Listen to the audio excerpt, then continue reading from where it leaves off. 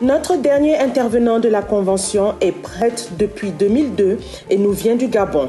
Après avoir rencontré le Seigneur par le renouveau charismatique, il rentre à la communauté des Béatitudes dont il deviendra le responsable au Burkina Faso puis en Côte d'Ivoire. Dans ce dernier pays, il est responsable des Béatitudes à Abidjan et à Issia et recteur du sanctuaire marial diocésain Notre-Dame de la Délivrance. Docteur en théologie dogmatique et spécialiste de Saint-Jean-Eudes, il est auteur de plusieurs traités spirituels, prédicateur de retraites en Afrique et ailleurs, et a rempli d'autres services ecclésiaux. Mettons-nous dans les dispositions pour recevoir le message que l'envoyé de Dieu a pour nous. Je vous présente le Père Paul-Marie Mba.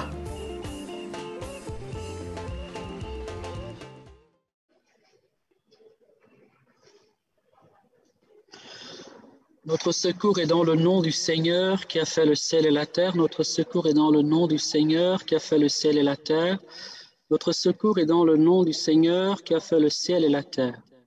Seigneur notre Père et notre Dieu, nous voulons t'offrir ce temps d'enseignement, ce temps de formation. Nous te demandons le secours de ta grâce, nous te demandons ta lumière, nous te demandons ta force. Nous te demandons également d'être le maître de cette connexion, afin que nous puissions parler de celle que tu t'es choisie pour fille, celle que tu as choisie dès avant la création de toutes choses pour en faire la mère de ton Fils bien-aimé, ton Verbe incarné, notre Seigneur et notre Sauveur. Seigneur, nous t'offrons ce temps d'enseignement afin que par lui tu viennes éclairer, afin que par lui tu viennes, nous t'en supplions, Seigneur, fortifier la foi de tes enfants. Viens bénir tous ceux qui nous écouteront. Viens bénir tous ceux qui seront en ligne avec nous. Viens parler à leur cœur, viens parler à leur vie. Nous te le demandons dans le nom vivant de Jésus. Amen. Ô Esprit Saint, prends le contrôle de mes lèvres au nom de Jésus. Amen. Ô Esprit Saint, prends le contrôle de mes pensées et de ma volonté, de mon intelligence, de mon imagination. Dans le nom de Jésus. Amen. Ô Esprit Saint, prends le contrôle de mes lèvres, sanctifie-les, purifie-les, qu'elles portent une parole de lumière et de grâce par le nom de Jésus. Amen. Ô Esprit Saint, je t'en supplie, viens prendre le contrôle de mon cœur, dépose en mon cœur, en ma conscience, ta lumière, ta présence, tes sentiments de grâce, de vie, de bonté et d'amour. Je t'en supplie dans le nom de Jésus, ô Saint-Esprit, prends le contrôle de mon corps et de mon cœur, car je suis le temple que le Christ s'est racheté par le mystère de sa mort, par le mystère de la rédemption. Esprit Saint, j'ai confiance en toi. Esprit Saint, merci pour ta bénédiction et ta présence. Amen. Frères et sœurs bien-aimés, le thème de cet enseignement est Marie au pied de la croix, modèle d'espérance. Marie au pied de la croix, modèle d'espérance. En abordant ce thème, il est important que nous précisions une première chose, c'est qu'il n'y a qu'un seul sauveur, un seul nom donné aux hommes par lequel ils sont sauvés, et un seul médiateur entre l'humanité et Dieu. Et ce médiateur, c'est le Christ Jésus. Un seul nom donné aux hommes, cela ne fait l'ombre d'aucun doute pour notre foi catholique. Un seul médiateur, à la fois vrai homme et vrai Dieu, qui a répandu son sang sur le bois de la croix pour que nous soyons sauvés. L'Écriture est formelle dessus. Notre foi catholique est claire sur cette vérité de base. Marie n'est donc pas l'égale du Christ. Marie n'est donc pas celle qui vient compléter quelque part d'une manière totale le Christ. Elle prolonge son action, elle apporte à son action un plus, mais nous le savons bien, il n'y a qu'un seul maître, un seul Seigneur et Sauveur, un seul médiateur établi par le Créateur entre l'humanité déchue et corrompue et lui, et ce seul médiateur, ce seul Sauveur, ce seul nom qui sauve, c'est le nom de Jésus. Bien sûr, ce texte, ces affirmations sont scripturaires, on peut les trouver, on peut dire dans tous les passages du Nouveau Testament en parlent. S'il y a une vérité qui est massive dans le Nouveau Testament, c'est bien celle-là. Actes, le chapitre 4, le verset 12, il est dit qu'il y a un seul nom qui sauve, un seul nom a été donné aux hommes par lequel ils sont sauvés. Et dans la première épître à Timothée, le chapitre 2, le verset 5, Jésus est rappelé comme l'unique médiateur établi entre l'humanité et le Créateur. En disant cela, nous ne devons pas oublier que s'il y a un seul médiateur établi entre l'humanité et le Créateur, ce seul médiateur n'est vrai homme que parce qu'il a pris chair de notre chair, sang de notre sang, de la Vierge Marie. Il a pris chair de notre chair, sang de notre sang, de la Vierge Marie. Car quand vint la plénitude des temps, Dieu a envoyé son Fils né d'une femme, sujet de la loi, afin de nous conférer l'adoption filiale.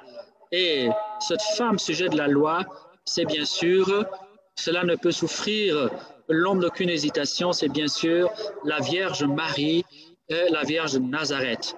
Ici, je viens de citer le chapitre 4 de l'Épître aux Galates, le chapitre 4, le chapitre 4, le verset 4 au verset 7. Dire cela, c'est dire qu'on ne peut pas séparer le mystère du Christ du mystère de la Vierge Marie. On ne peut pas raconter, on ne peut pas rapporter, on ne peut pas faire l'histoire humaine de Dieu fait chair sans de manière importante, sans de manière claire parler de la Vierge Marie. Car Dieu est entré dans l'histoire humaine. Dieu a fait route avec l'humanité grâce au mystère de l'incarnation, lequel est advenu par le fiat, donc par la foi de Marie, par la foi de Marie. Pas d'histoire avec Dieu comme homme, pas de récit de Dieu dans l'humanité, pas d'événement de Dieu comme un être humain, bien sûr sans péché, sans le mystère marial. L'histoire du Christ est donc en connexion étroite avec l'histoire de Marie. Pour dire la vie d'un homme, on commence toujours par ses origines. Et les origines humaines d'un homme, c'est d'abord ses parents. Eh bien, nous devons donc maintenir cette vérité de base, cette vérité essentielle. Il nous sauve, Dieu, dans son Verbe, mais son Verbe fait chair comme le Fils de la Vierge Marie. Il y a donc une solidarité, un lien fort, un lien étroit, je dirais un lien plus fort que ne peuvent être les liens de fer et les liens d'acier entre Jésus et Marie, parce que la chair de Jésus a été tissée avec la chair de Marie, parce que le sang de Jésus a été conçu à partir du sang de Marie. Vous voyez ce lien-là, rien ne peut l'abolir.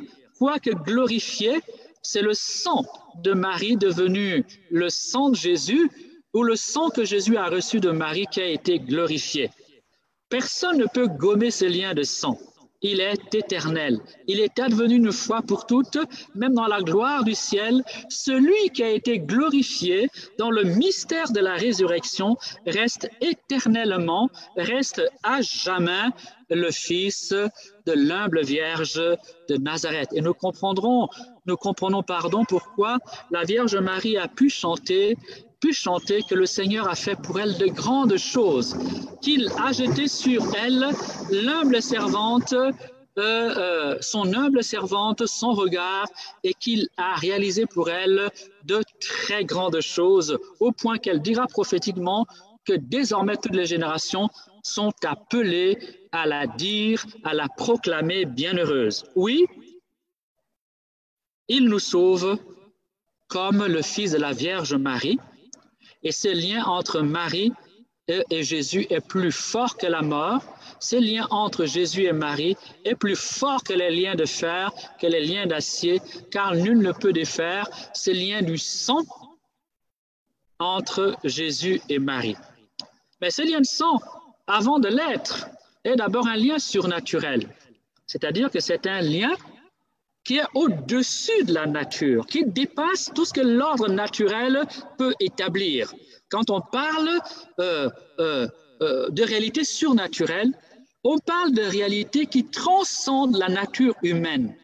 Dieu, le Verbe de Dieu, celui qui habite éternellement le sein du Père, et par qui Dieu a fait toutes choses, et pour qui Dieu a fait toutes choses, eh bien ce Verbe, mes bien-aimés fait chair, c'est lié à la nature humaine, et cette liaison, cette jonction, cette union avec la nature humaine s'est opérée dans le sein de la bienheureuse Vierge Marie grâce à sa disponibilité, grâce à sa foi, grâce à son amour pour la volonté de Dieu. Ce sont donc des liens surnaturels.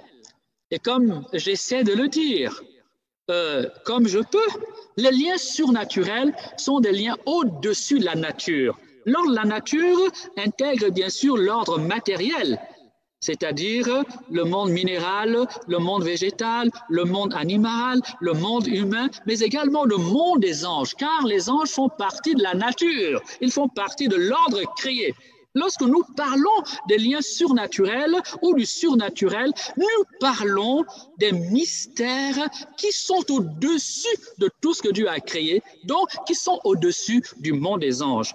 En disant cela, voyez donc que si on peut séparer le fer avec du fer, si on peut séparer des liens d'acier, si on peut défaire la nature, si on peut même quelque part arriver à assouplir ou à défaire des liens de nature spirituelle, les liens surnaturels, qui sont donc des liens d'un autre ordre, et ici des liens divins, eh bien ces liens-là, rien ne peut les défaire, rien ne peut les couper. Donc, lorsque nous parlons donc de Jésus, vous voyez donc nous affirmons de lui qu'il est Dieu qui a pris un nom humain. Oui, il y a donc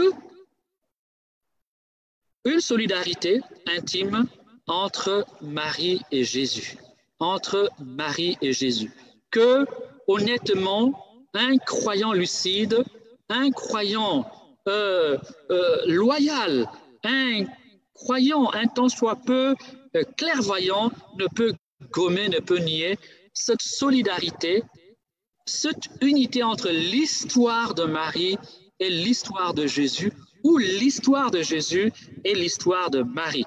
Lien surnaturel, lien de sang, lien de grâce, car c'est la grâce qui établit des liens surnaturels. C'est parce que Dieu offre à l'homme la grâce qui est sanctifiante, qui est transformante.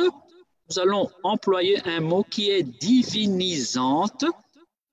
La grâce de Dieu nous confère la nature divine par participation et par adoption. Voilà de quoi sont faits les liens de Marie. Mais ces liens surnaturels qui vont engendrer des liens de sang entre le Verbe et la Vierge Marie, établis par la grâce, vont se réaliser par la foi de Marie. Par la foi de Marie. C'est par la foi de Marie que chante Élisabeth, bienheureuse celle qui a cru, bienheureuse celle qui a cru, elle qui a dit qu'il me soit fait selon ta parole, après que l'ange lui ait signifié que rien n'est impossible à Dieu, et rien n'est non plus impossible à celui qui croit. Par la foi de Marie, donc par la coopération active de Marie, elle a dit oui. La première femme avait dit non au projet de Dieu. Celle-là, celle-ci, la Vierge Marie a dit oui. Et son oui est lourd de signification, son oui est lourd de conséquences pour notre humanité. Mais bien aimés, la foi est donc aussi ce grand mystère qui unit le Verbe fait chair, dont notre Sauveur, le seul médiateur, à la Vierge Marie. Et encore une fois, au risque de me répéter, la foi est capable de l'impossible. Tout est possible à celui qui croit et rien n'est impossible à Dieu, nous enseigne l'Écriture sainte. En disant cela, j'aimerais maintenant que nous fassions un pas de plus dans l'enseignement que je me propose de vous donner au sujet de l'espérance de Marie. Si Marie est liée à Jésus, et réciproquement si Jésus est lié à Marie par la grâce, donc par le surnaturel, par le sang, par la foi, Jésus s'est lié également à Marie par l'amour, un amour des plus intenses, un amour des plus puissants, un amour des plus profonds, un amour des plus saints, un amour des plus transformants. Les liens qui unissent Marie et Jésus sont des liens d'amour, des liens de charité, un amour qui n'est plus simplement un amour humain, un amour surnaturel. Car c'est par la foi que Marie conçoit le Verbe de Dieu dans sa chair. C'est parce qu'elle croit qu'il me soit fait selon ta parole, dit-elle, que le Verbe va faire chair de sa chair, prendre sang de son sang. L'amour qui unit donc Marie et Jésus est un amour capable de tous les sacrifices, capable de tous les dépassements, car ce n'est pas seulement un amour humain, un amour maternel ordinaire. Déjà l'amour humain naturel, l'amour humain maternel et filial, nous les savons, riches de beaucoup de dépassements. Une mère est capable quasiment de se vendre pour sauver la vie de son fils. Une mère est capable de tous les sacrifices pour la réussite de son enfant. J'interpelle les femmes qui m'écoutent et qui me regardent. Vous en savez quelque chose. Le cœur d'une mère qui aime simplement selon l'ordre naturel. OK? Et même dans le monde animal, nous voyons que les femelles, pour leurs petits, sont capables des mêmes sacrifices. Mais à plus forte raison, un amour divin, un amour surnaturel. L'amour qui unit Jésus et Marie est un amour d'abord surnaturel. C'est donc un amour à la fois maternel et surnaturel, ou surnaturellement maternel, ou maternellement surnaturel. Comme l'amour qui unit Jésus à Marie est un amour filialement surnaturel et divin. On peut même dire divino-humain. Et dire cela, c'est affirmer des choses d'une importance, d'un poids absolument redoutable, mais bien aimé. Oui. Marie n'est pas seulement unie à Jésus par le sang, par le nom, on peut dire par la terre, fils d'Israël, parce que fils d'Israël, parce que fils de la fille d'Israël, par les frontières géographiques, ou par une histoire, ou par des sentiments humains, ou j'ai envie de dire même pour les mêmes intérêts. Non, cet amour est divin, il est divin. Cet amour est surnaturel. Il a donc le plus de poids possible. Il a donc le plus de force possible. Il a donc une densité, un poids absolument unique. Cet amour de Marie, mes bien-aimés, pour Jésus et de Jésus pour Marie, rien ne peut le séparer. Rien ne peut le défaire. Et c'est pour cela que j'ai tantôt affirmé que les liens d'amour qui unissent Marie et Jésus sont plus forts que des liens de fer, que des liens d'acier. Le matériel peut être défait. Même nos liens humains peuvent être défunts, que ce soit des liens d'amour. Il arrive qu'un homme rejette sa femme, il arrive qu'une femme rejette son mari, il arrive que des enfants rejettent leurs parents ou que les parents vomissent leurs enfants. Cela est déplorable, oui, mais nous le savons, cela ne fait pas partie de l'amour surnaturel, qui est fidèle jusqu'à l'extrême. Mais bien aimé, l'amour est donc ce qui unit fondamentalement Marie à Jésus. Dire cela, c'est dire que Marie, parce qu'elle aime surnaturellement, et c'est le propre de l'amour surnaturel, Jésus, comme n'importe quelle mère, plus que n'importe quelle mère, par-delà ce que peut une mère ordinaire, Marie s'est consacrée à la personne de Jésus. Marie s'est consacrée à la personne de son fils. Naturellement, une maman se dévoue, se consacre, se livre, se sacrifie au bien-être, à la réussite, au succès de son enfant. Ici, il n'y a absolument aucune raison qui nous permet de penser le contraire de l'amour de Marie pour Jésus. Elle s'est donc consacrée corps et cœur à son fils, ce que fait l'humble mère, la mère la plus, j'ai envie de dire, pécheresse, ce qu'elle fait naturellement. Je ne vois pas pourquoi on pourrait l'interdire de la Vierge Marie, qui aime Dieu avec toute la puissance de la foi et toute la puissance de la plénitude de grâce qu'elle a reçue d'en haut. Marie s'est consacrée à la personne de son fils, mais cela signifie aussi que Marie s'est consacrée à la mission de son fils. Cette mission lui a été révélée, nous le savons, de par le récit de l'Annonciation. Luc, le chapitre 1er, le verset 26 à 38. À l'Annonciation, l'ange lui a expliqué quel était l'avenir, le futur de cet enfant. Donc Marie savait que cet enfant était l'espérance d'Israël, que cet enfant était le Messie attendu, annoncé par les prophètes, désiré par les patriarches, aimé mystérieusement et recherché par tout le peuple d'Israël. Oui, elle s'est consacrée à la personne de son fils et elle s'est consacrée à la mission de son fils. L'amour le veut. Il n'y a pas besoin de citer quelques textes bibliques, quoique tout à l'heure, nous allons passer au texte biblique. Il suffit de comprendre. Donc, quelqu'un qui me dit « c'est écrit où ?» Je lui répondrai deux choses. C'est écrit entre les lignes et c'est écrit dans les lignes. Et la deuxième chose, je lui répondrai « c'est écrit dans le cœur de ta mère. C'est écrit dans ton cœur. » Femme qui m'écoute, tu sais que cela est vrai. Fils qui m'écoute, si tu as une mère, tu sais aussi que cela est vrai. Et même si ta maman t'a rejeté, tu sais très bien que tu cherches désespérément l'amour de ta mère. Et plus on a été rejeté, plus on a eu des embrouilles avec sa mère, plus on apprécie la valeur d'une mère.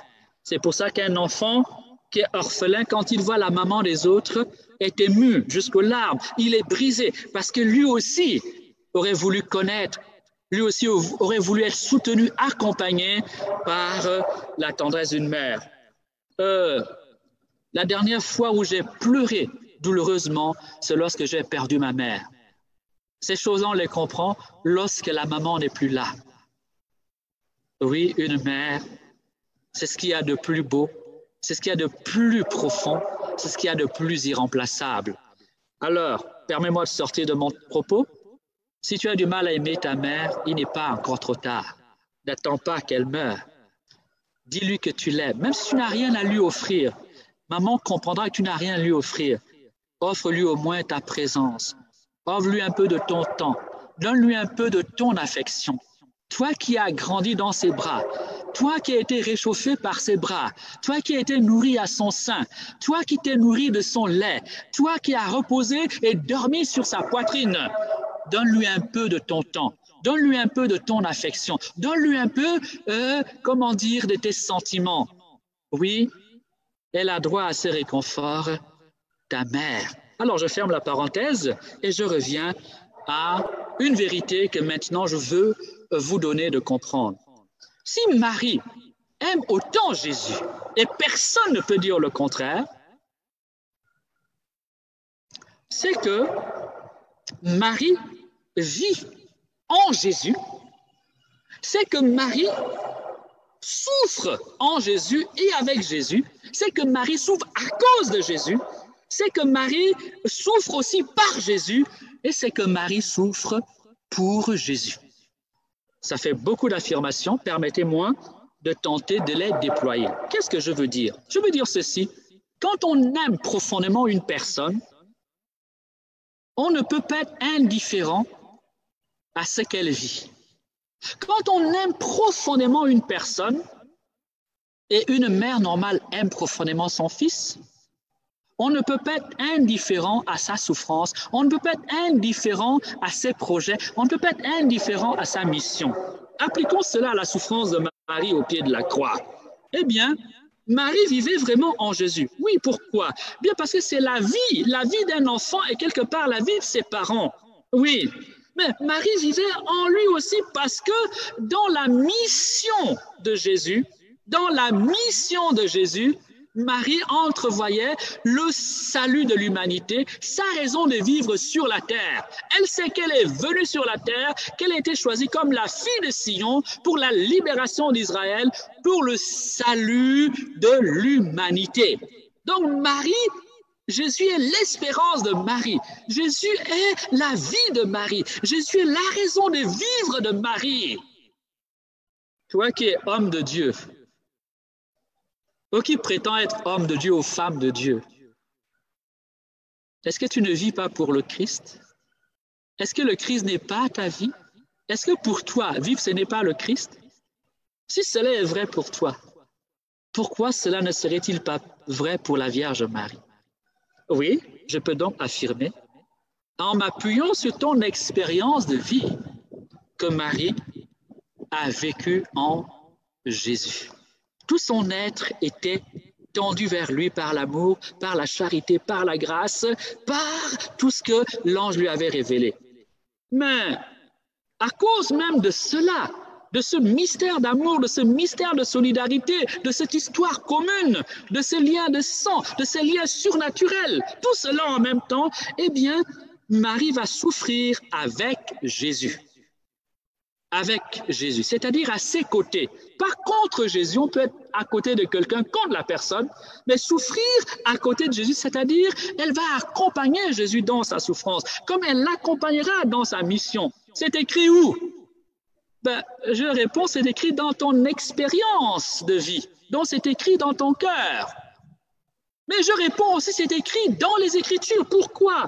Eh bien, parce que nous voyons bien que la Vierge Marie, elle va être présente, elle est associée à toutes les souffrances du Christ dès les mystères de l'enfance. On veut tuer l'enfant Dieu, l'enfant Jésus, n'est-ce pas? C'est Marie qui porte cet enfant avec son père adoptif Joseph et elle va souffrir l'exil. Elle va souffrir l'exil avec Jésus. Elle va souffrir cette persécution avec Jésus. Elle va souffrir cette menace avec Jésus. C'est écrit où? Eh bien, c'est écrit dans toutes les souffrances du mystère de l'enfance de Jésus. C'est écrit là, mon bien-aimé. Marie souffre aux côtés de Jésus. Mais Marie va souffrir aussi à cause de Jésus. Oui, quand on persécute le Fils, c'est qu'on persécute la mère. Et de la même manière, persécuter la mère, c'est persécuter l'enfant. Et parfois, l'une des manières les plus vicieuses de détruire un homme, c'est de faire du mal à ceux qui l'aiment. Ah, laisse-moi te dire ceci. Lorsque tu manques de respect à l'endroit de Marie, c'est le Christ que tu humilies. Lorsque tu te mets à blasphémer le mystère de Marie, c'est en réalité Jésus que tu es en train de déshonorer. Il n'y a pas souffrance plus grande que celle-là, que de déshonorer la maman d'un homme. Oh, mon bien-aimé, Marie souffre aussi par Jésus. Qu'est-ce qui nous permet de comprendre cela? Eh bien, parce que la mission de Marie a été choisie par le Verbe, la personne du Verbe. Cette unique personne qui assume les deux natures humaines et divine en Jésus-Christ de Nazareth, cette personne divine, c'est elle qui a choisi éternellement la mission de Marie, qui a voulu que Marie soit sa mère. Jésus est le seul enfant qui a choisi sa mère comme Dieu. On va peut-être atterrir le dire de manière beaucoup plus concrète. Lorsque Jésus disparaît mystérieusement au temple, et réapparaît après 3 jours, ce n'était pas un accident, c'était un événement prophétique. C'est Jésus qui a choisi de disparaître pour s'occuper des affaires de son Père. C'est la réponse qu'il donnera lui-même, clairement, comment dire,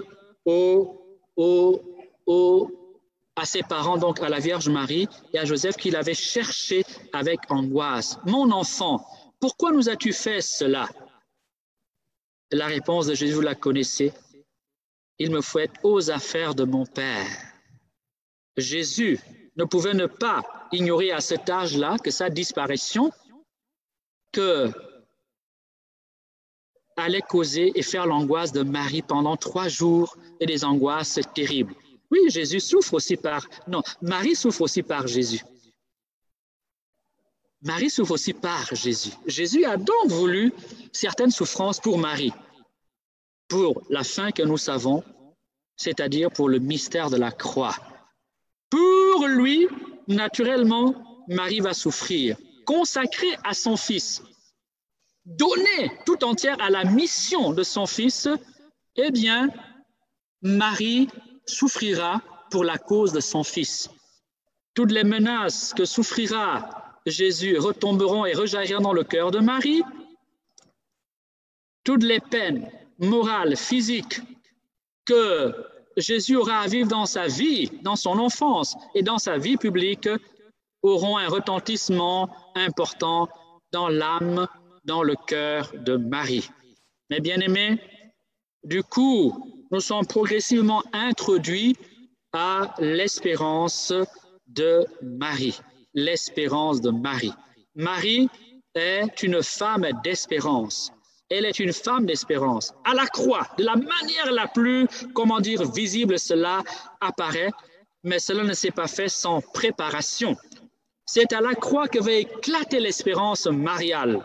C'est à la croix que va éclater la puissance, la profondeur de l'espérance mariale. Marie est une femme d'espérance. Comment pouvons-nous entendre cette affirmation? Eh bien, on peut la comprendre de différentes manières. La première manière, c'est nous devons nous rappeler que Marie a partagé l'espérance d'Israël. Elle est descendante du peuple élu. Et tout le peuple élu, comme toutes les jeunes filles de sa génération et tous les fils de tous les croyants de sa génération, attendaient le mystère du Christ, désiraient la venue du Christ, priaient pour cette venue, ils s'y préparaient. Et sans aucun doute, beaucoup de jeunes filles auraient voulu être la maman du Messie, la mère du Messie. Marie a donc Marie a donc partagé cette espérance, mais de la manière la plus profonde possible. Marie sera également objet d'une espérance particulière, puisqu'elle recevra les promesses divines. Dieu, en se manifestant à elle par l'entremise de l'archange, son porte-parole officiel, l'archange Gabriel, Dieu va annoncer à Marie de grandes promesses. Dieu va annoncer à Marie le dessein mystérieux de son Fils, comme Dieu va annoncer à Marie ses propres souffrances. Nous avons particulièrement, on va dire, la prophétie du vieillard Simeon, Luc 2, le verset 35. « Et toi-même, un glaive te transpercera le cœur. » Mais l'espérance de Marie n'a pas commencé là. Elle s'enracine dans toute l'espérance des fils d'Israël, donc du peuple élu, et elle va prendre forme et se particulariser dans toutes les épreuves que Marie va vivre dès l'Annonciation. À l'Annonciation, une épreuve déjà qu'elle traverse, ce sera la possibilité pour elle d'être répudiée. Qui la croira? Ne sera-t-elle pas accusée d'être une épouse adultère? Ne sera-t-elle pas lapidée? Comment cela va-t-il se faire? Comment va-t-elle se justifier? Eh bien, Marie ne se justifiera pas, elle ne demandera même pas des comptes à Dieu, elle ne demandera pas à Dieu de lui expliquer comment il va faire pour la justifier. Elle attendra dans l'espérance, elle ne donnera pas de réponse à Joseph, quand bien même celui-ci était prêt, intelligemment, avec respect, à la répudier. Elle ne donnera aucune justification, aucune réponse, attendant que Dieu, le Maître et le Seigneur de l'impossible lui-même, se manifeste, lui-même parle en sa faveur. Et cela va advenir. Mais l'espérance de Marie va également se réaliser dans, on va dire, la nativité, dans la nativité. vérité. Une mère aurait bien voulu, toute mère veut donner à son bébé des conditions de naissance saines. Or, Marie devra mettre cet enfant dans la crèche, au milieu des animaux, de la ferme. L'espérance de Marie va également se manifester tout au long de l'exil. Ils sont pourchassés par le roi, comme la plupart des hommes de Dieu sont pourchassés par les tyrans de ce monde. Eh bien, Marie attendra l'heure de Dieu, Marie attendra dans l'épreuve, sans aucune révolte, sans aucune, impatience, que Dieu vienne à son secours et que l'heure de Dieu arrive. Mais bien aimés, l'espérance de Marie va se réaliser dans toute la vie de Jésus, dans toute la vie de Jésus. Car c'est toujours du Seigneur dont elle avait vu la puissance que Marie attendra la solution, la réponse, le secours dans les épreuves. J'aimerais vous lire une antique prière qui a bercé l'enfance de bon nombre d'entre nous, une prière que l'on enseignait autrefois au catéchisme et qui avait pour but de nous éduquer à l'espérance. Mon Dieu, j'espère avec une ferme confiance que vous me donnerez, par les mérites de notre Seigneur Jésus-Christ, votre grâce en ce monde et le bonheur éternel et dans l'autre vie, parce que vous l'avez promis et que vous êtes fidèles à toutes vos promesses. Cette prière nous dit la nature du mystère de l'espérance. L'espérance est une grâce particulière que Dieu accorde aux croyants et peut dire le rôle, cette vertu particulière que Dieu accorde aux croyants, c'est de nous conférer une assurance ferme dans les difficultés, dans les épreuves, à attendre que Dieu réalise ses promesses à notre endroit. Alors, les promesses de Dieu, il y en a qui concernent la vie présente, mais elles ne concernent la vie présente qu'en vue de la vie à venir. En d'autres termes, la grâce de l'espérance nous permet d'attendre patiemment, avec confiance, le bonheur éternel. Le bonheur éternel. Or, Dieu seul peut donner le bonheur éternel parce que Dieu seul est éternel, Dieu seul est éternel, Dieu seul est, le bonheur qui ne finit pas, Dieu seul est maître de l'éternité, Dieu seul peut donner la vie éternelle. L'espérance nous pousse à cela, mais l'espérance nous pousse également à attendre en ce monde les moyens de parvenir à ce bonheur éternel ou les moyens d'assumer notre vie humaine conformément au projet de Dieu. Et cela en nous appuyant sur les promesses divines. Marie a su s'appuyer sur les promesses divines. Selon tenter de l'approfondir, cela est éclatant au pied de la croix. En Jean 19, le verset 25, « Or, au pied de la croix se tenait Marie, sa mère. » Et point de suspension. « Or, au pied de la croix se tenait Marie, sa mère. » C'est une formule lapidaire sur laquelle on peut passer comme, j'ai envie de dire, sans lui prêter aucune importance. Mais c'est mal connaître la nature des Écritures. Parfois, les choses les plus profondes se disent en un mot. Et l'Écriture elle-même est faite pour être méditée, pour être réfléchie, pour être scrutée. C'est pour cela que le psalmiste murmure la parole de Dieu jour et nuit. Plus on la murmure, plus on y réfléchit, on la médite, plus on peut entrevoir la richesse de sens de cette parole.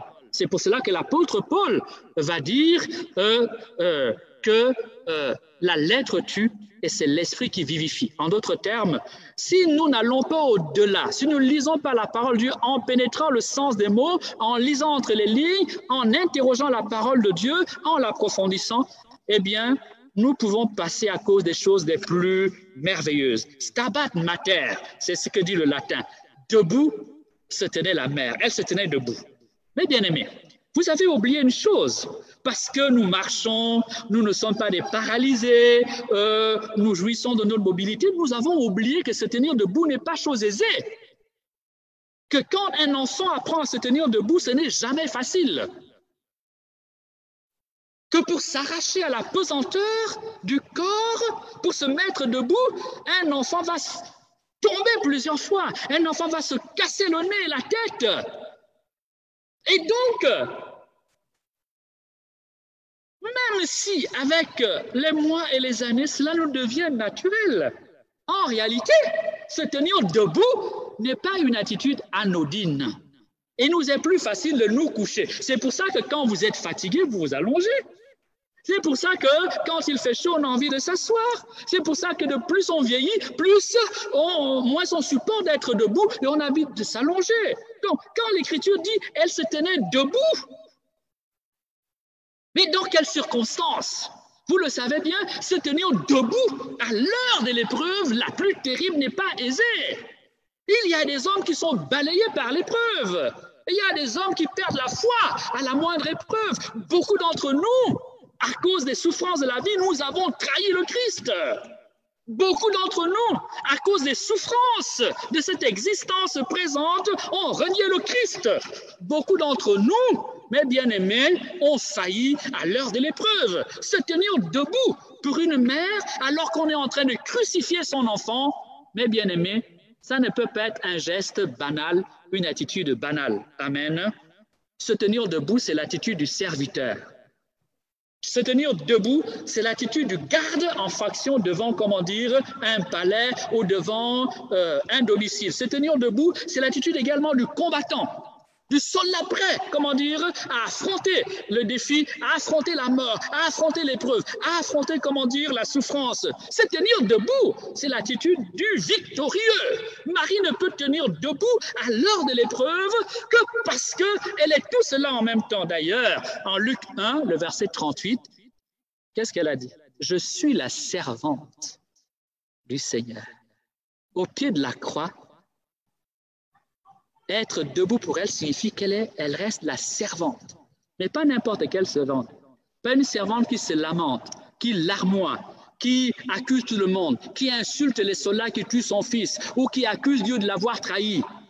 Non, c'est l'attitude de la combattante, de la servante qui reste fermement attachée à sa foi.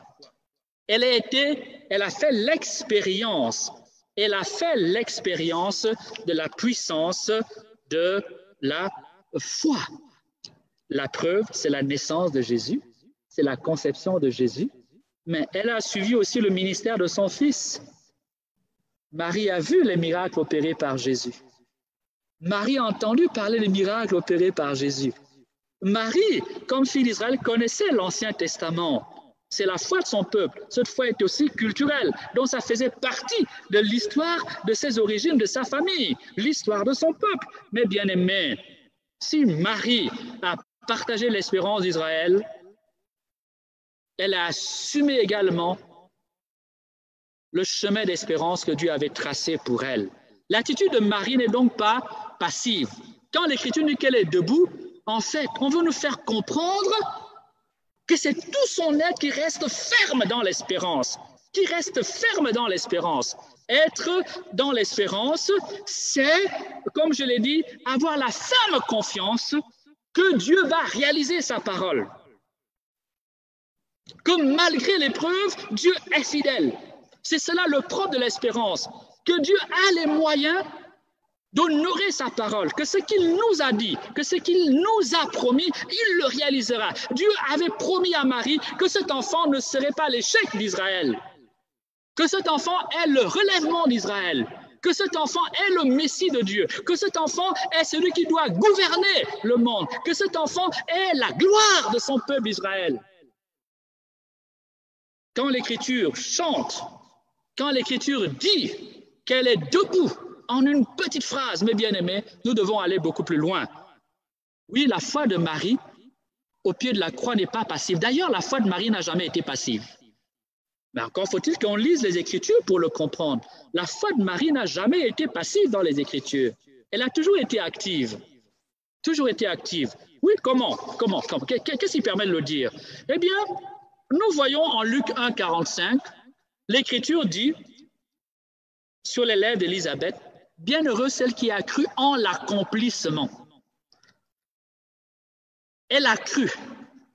Dieu ne s'est pas incarné comme ça magiquement. Elle a dû croire. Comment cela? Mais l'Esprit Saint viendra et il sera le Fils du Dieu très haut. Et Marie va dire que cela se fasse dans ma vie, que cette parole se réalise en moi. Et Élisabeth va, comment dire, compléter, éclairer. Bien celle qui a cru. La foi n'est pas passive, la foi est active. Surtout en période d'épreuve, lorsque tout est obscur, lorsque rien ne marche dans ta vie, lorsqu'il pleut dans ta vie, lorsque tu as l'impression que ta prière, elle ne rencontre que des murs, et lorsqu'il a l'impression qu'il fait nuit et sombre, lorsque tu es pris dans la tempête, la foi ne peut pas être passive. C'est l'espérance qui va entrer en action. Tu croiras de toute ton espérance que Dieu est capable. Dieu est capable. Elle croyait en l'accomplissement, Luc 1, 45. D'ailleurs, on voit cette activité de la foi de Marie, puisque à un moment donné, elle dialogue avec l'ange, n'est-ce pas?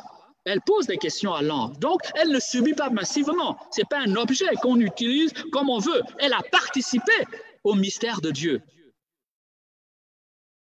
Ensuite, dans Luc 2, le verset 19 et le verset 51,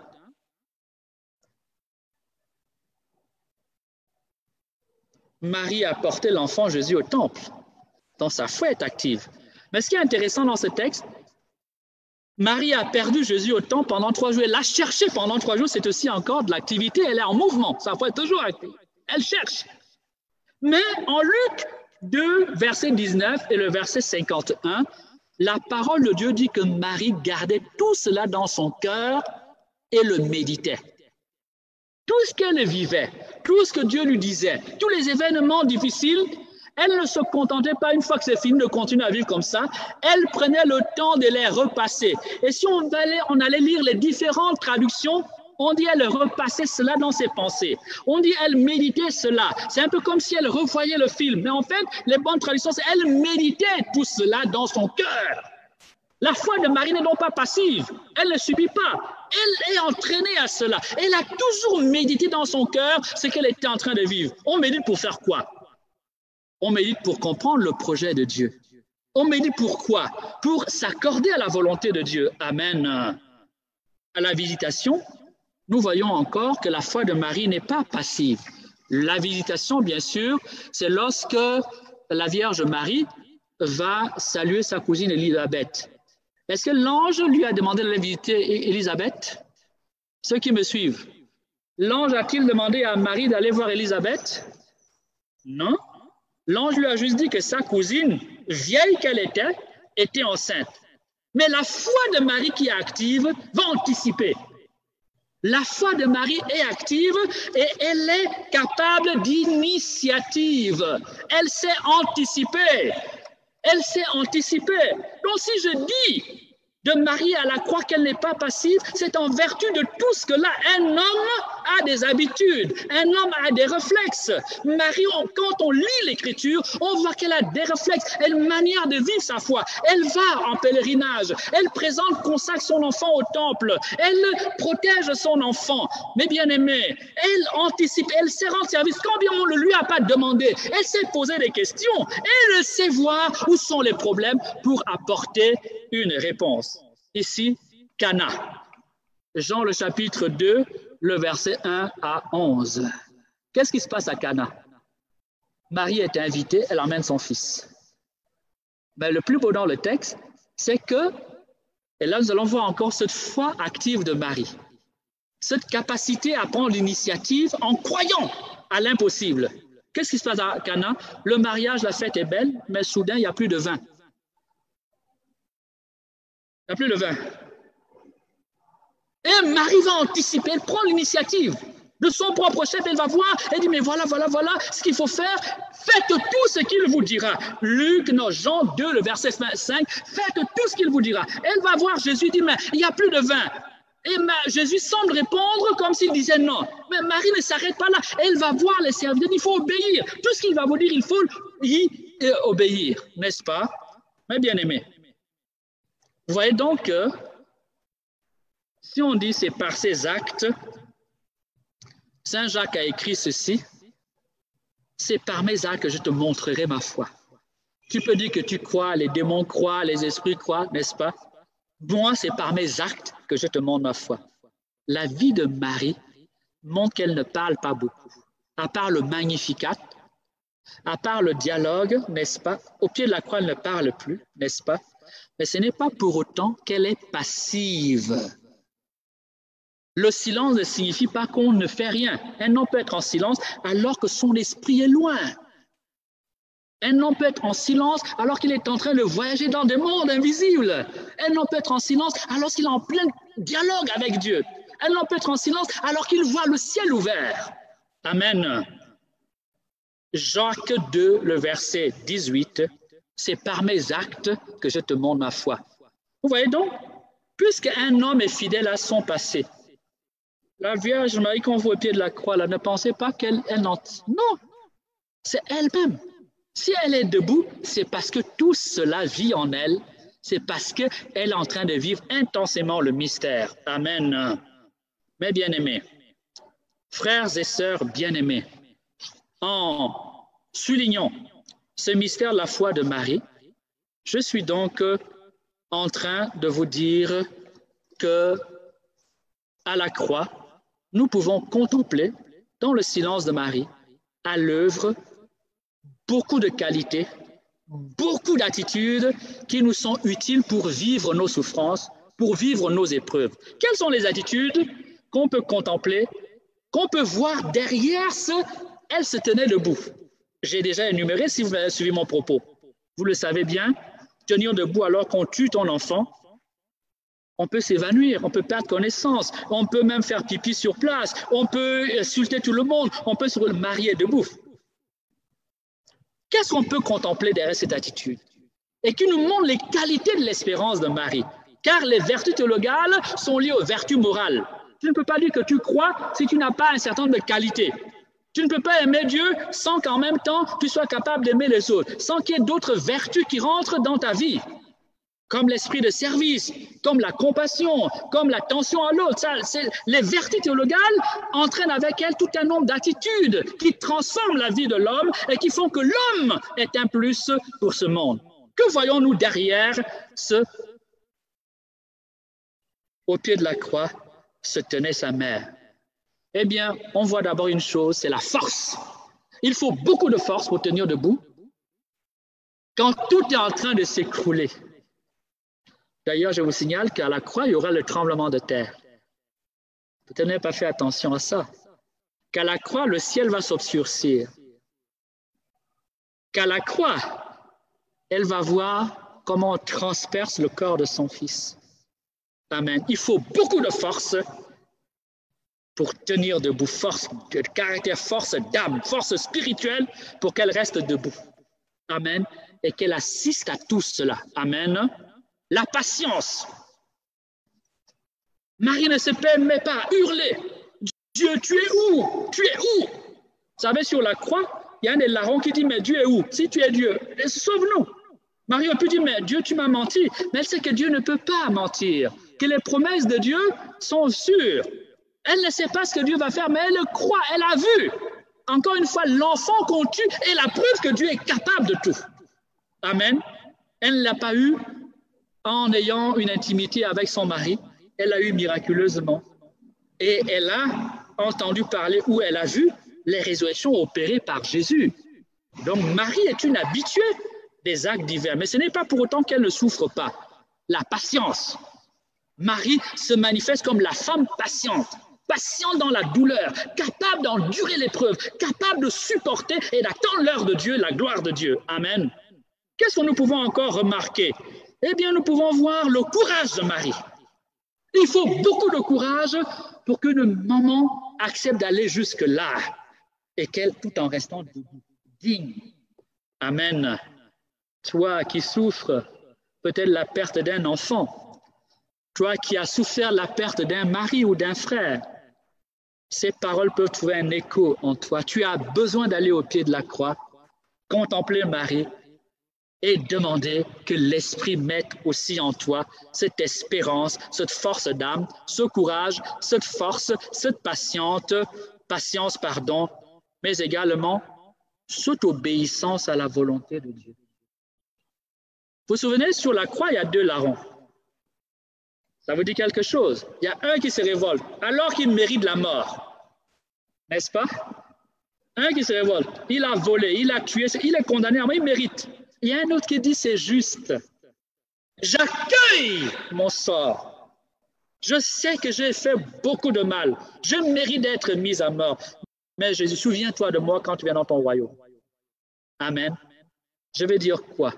Pour rester debout comme Marie l'est, il faut qu'elle ait accepté la volonté de Dieu. Quand on dit donc qu'elle se tenait debout, l'homme qui médite, l'homme qui prie comprend que Marie est dans une attitude d'obéissance et d'accueil de la volonté divine. Dis Amen. Elle accueille la volonté de Dieu. Cette volonté de Dieu, Jésus l'a enseigné. Jésus a enseigné qu'il allait mourir et ressusciter 3 jours. N'oubliez pas que Jean le Baptiste, qui était cousin de Jésus, a annoncé que Jésus était l'agneau de Dieu. Or, l'agneau de Dieu, c'est celui qui devait être sacrifié. Jésus est l'agneau humain, l'homme qui devait être sacrifié. Donc, Marie savait tout cela. Elle était habituée à méditer la parole de Dieu.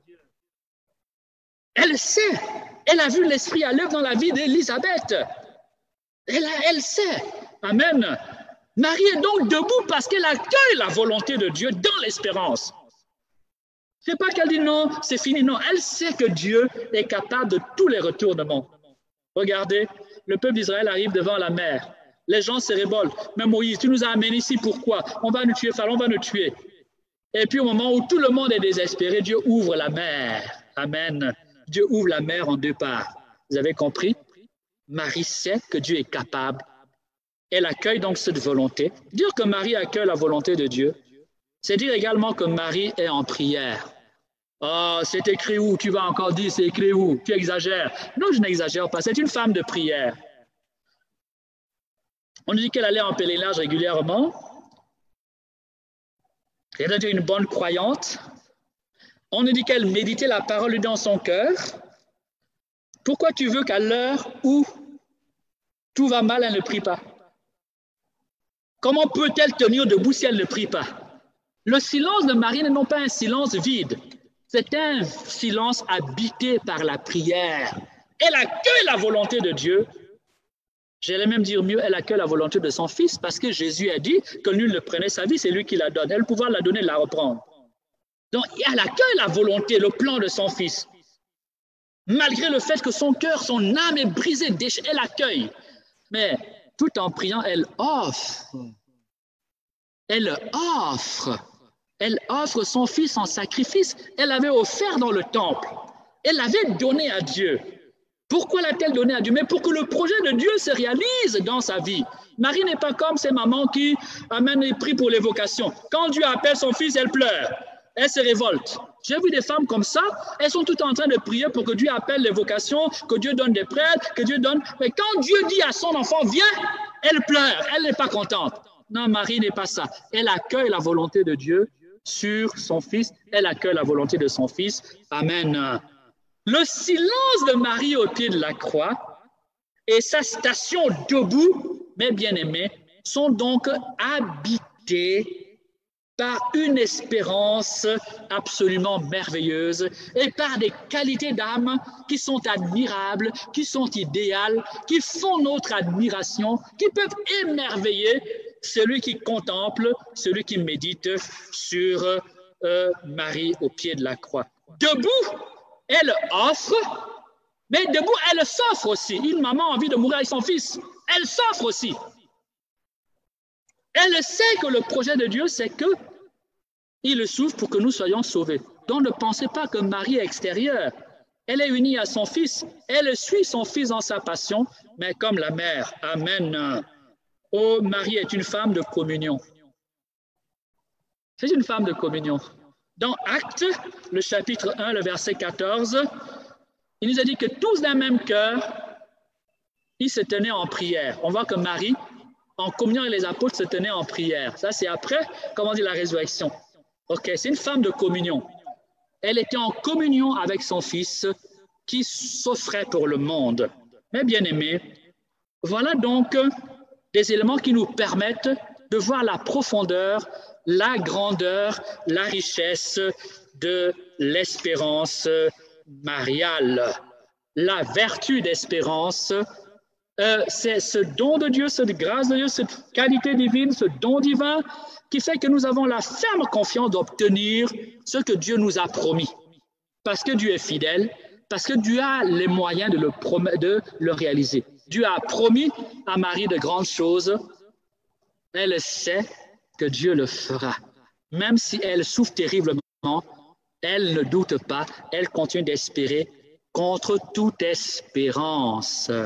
Nous admirons la foi d'Abraham, nous admirons la foi d'un Saint Paul, nous admirons la foi des patriarches et des prophètes, dont certains nous savons qu'ils étaient de grands pécheurs, et vous voulez ne pas regarder le mystère de Marie. Comment cela est-il possible? Comment peut-on passer à côté d'une telle richesse de grâce? Elle est dans l'Écriture. L'histoire de Jésus commence avec elle. Il a un nom parce que Marie est là. Il a un sang, il a un visage d'homme. Il est l'Emmanuel. Dieu avec nous et pour nous. Parce que Marie est là. Les deux sont liés. Les deux sont liés. Ne séparez pas ceux que Dieu a ainsi unis. Ne séparez pas, comment dire, la mère de son fils. Ne séparez pas l'un enfant de sa mère. Ne le séparez pas. Ne séparez pas. Oh, tu peux dire, mais non, mais ma belle-mère, la maman de mon mari, elle me cause des problèmes. Marie n'est pas de ce genre-là.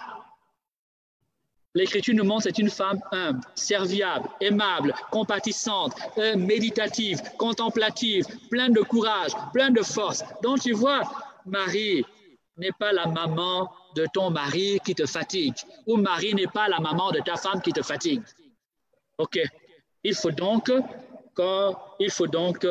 on peut donc la regarder. Mais où est-ce que Marie a trouvé autant de grâce? Eh bien, on peut dire que Marie a été préparée à cette espérance. OK? L'Esprit Saint a reposé sur elle, car l'espérance est d'abord un don qui vient de Dieu, mais on n'a que les dons de Dieu et on peut les déployer. Les dons nous sont donnés comme des semences, OK, plus ou moins parfaites, mais que nous allons nous-mêmes développer. Marie a reçu ces dons-là et Dieu l'a préparée à sa mission, car Dieu prépare toujours ses amis à sa mission.